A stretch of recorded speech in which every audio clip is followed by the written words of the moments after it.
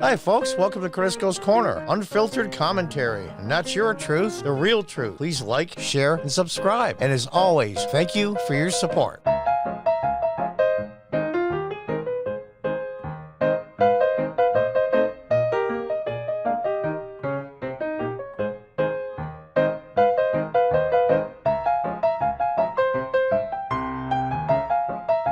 Welcome back from Fox News. Psaki, Biden doesn't want cabal terrorists to live on the earth anymore. Fox News' Peter Doocy asked Psaki to clarify what Biden meant following his pledge to act against ISIS-K. Oh, so I know Biden doesn't have enough balls of his own. Maybe he borrowed somebody else's. Maybe some of the women in the room. You know, that sounds bitter, and I shouldn't be like that, but this guy is so bad. So bad. Anyway, let's work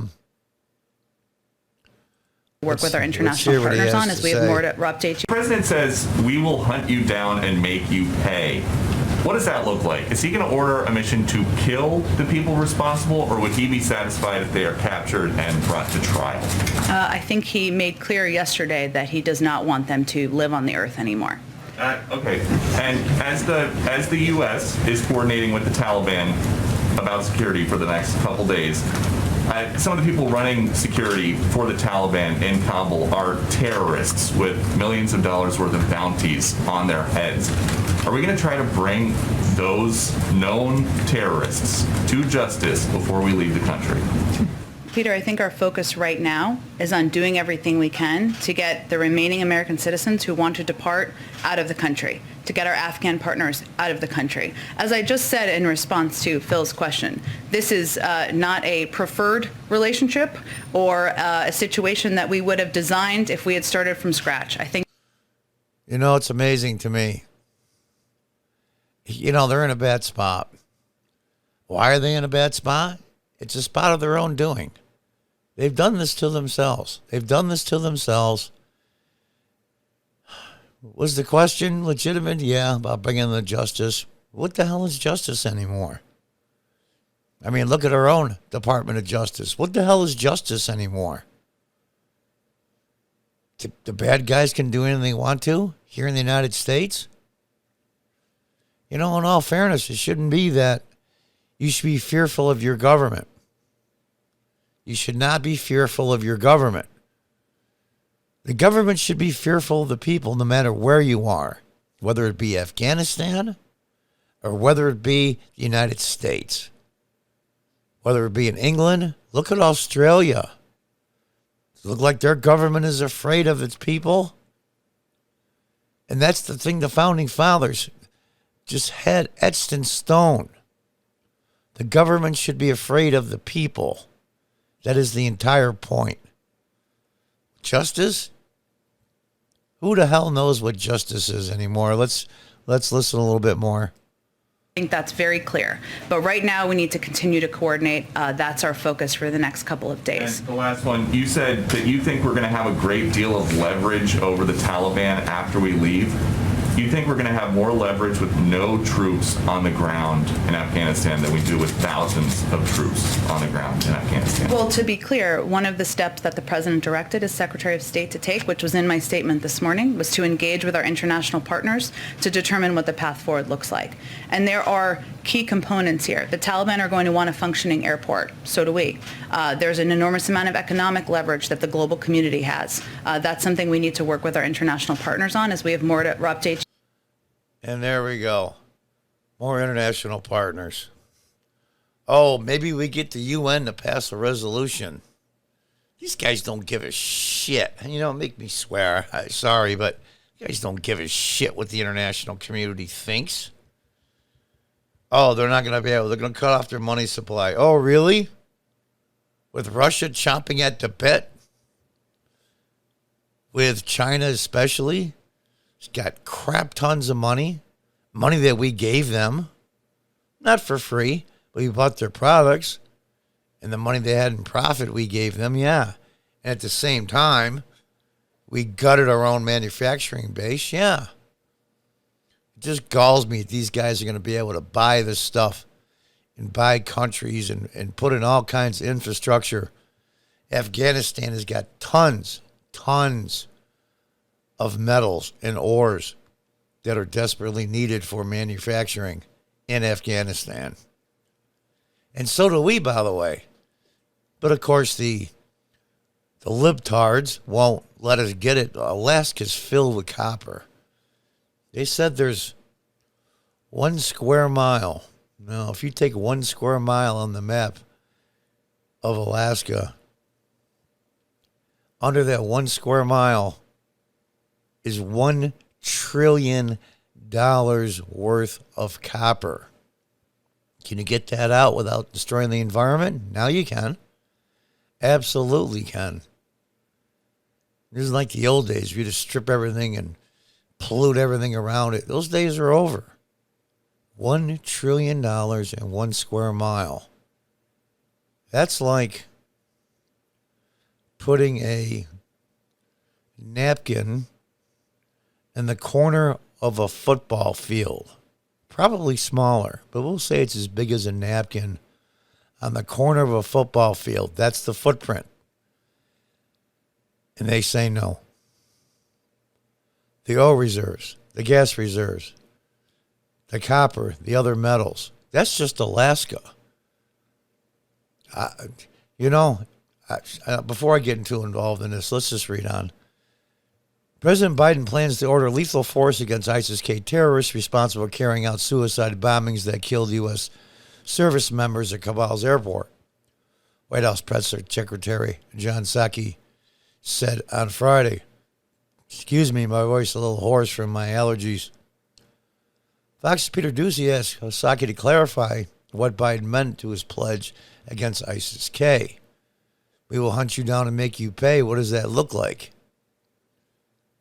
And Psaki said, I think he made it clear he does not want them to live on Earth anymore. Ooh.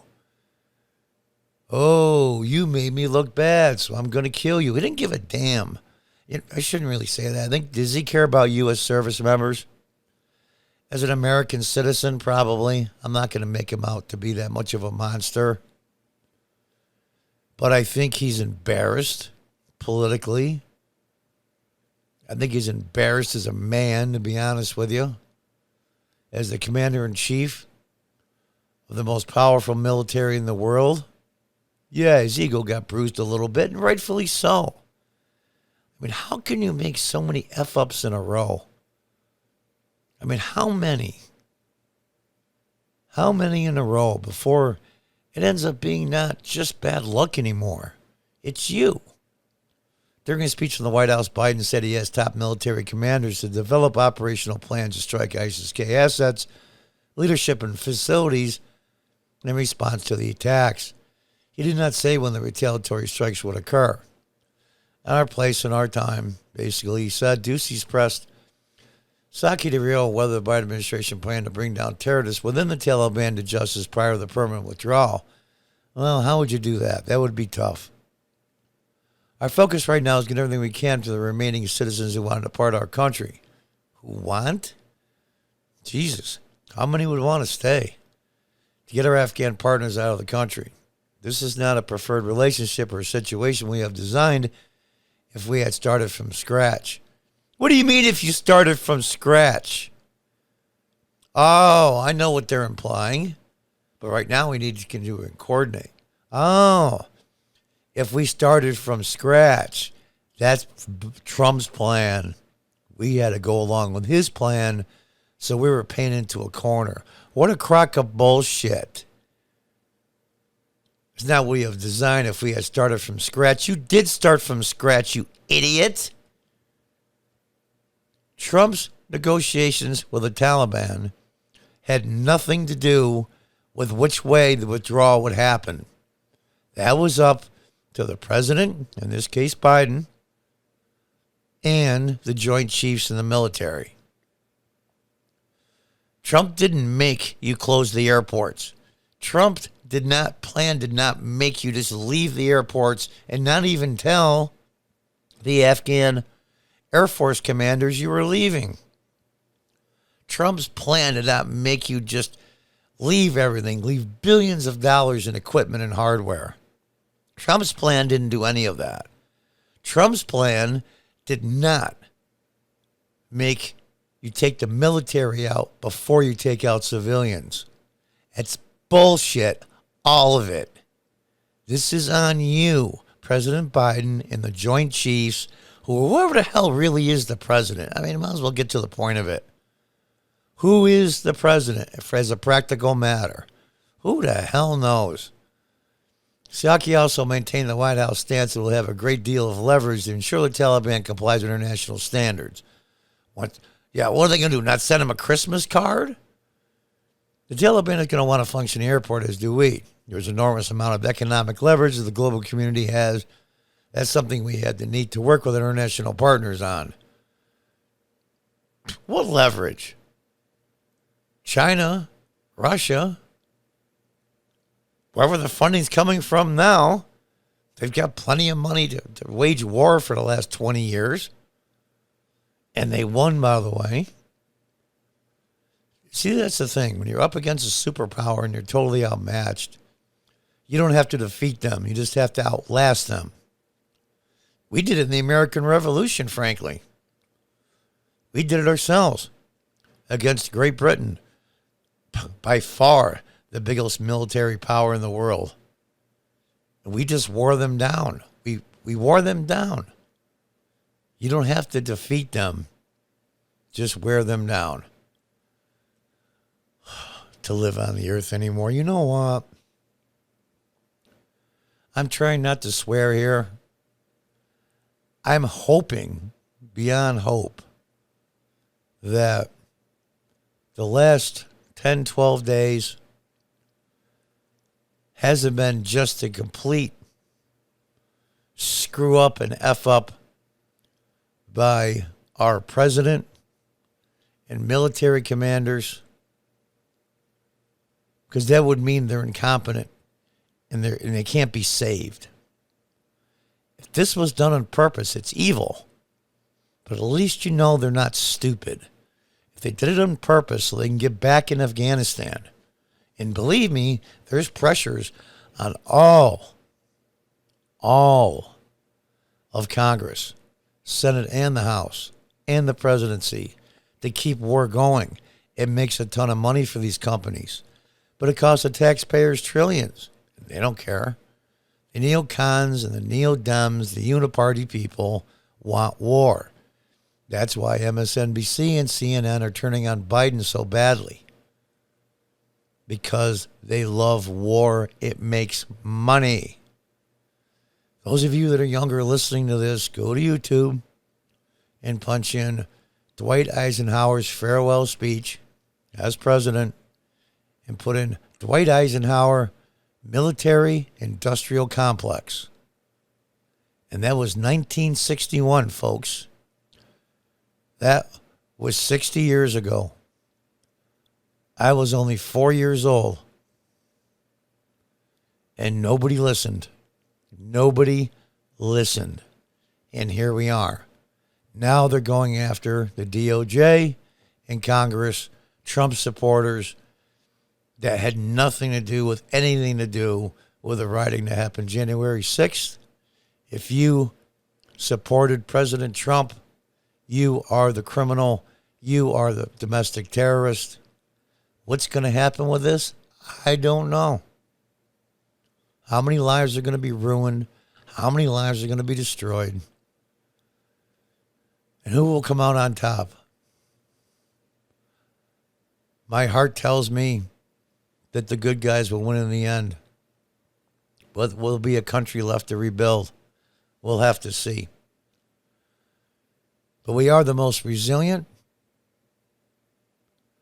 and the most caring and the most compassionate country in the world. We've been down and out before. We've always made miraculous recoveries. If history is any judge, we'll be fine. We're just going to have to put our heads down and get through the battle. And until next time, goodbye and good luck.